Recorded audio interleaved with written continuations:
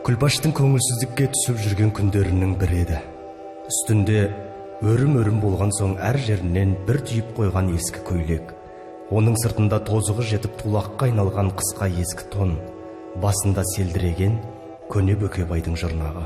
Бет аузы көнекті исік, тоңып бүрісіп, үйдің бұрышындағы пешке арқасын сүйеп мұңайып, терең ойға шомған адамша Күлпаш отыр.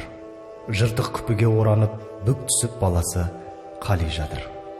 Үй суық, жамаулы терезенің жыртығынан кірген ызғырық шекеден шыққандай. Үйдің ішін жылытуға пешке жағатын отын жоқ. Отын табылар жерде жоқ. Қарасудан басқа дән татпағанына бүгін 3-ші күн. 6 айғы қыс тартқаны аштықтың зардабы. Бар сенетіні байым мақтым ел қыдырып, тілек тілеп, ерте кетіп кеш келеді. Бірақ оның да табары жоқ.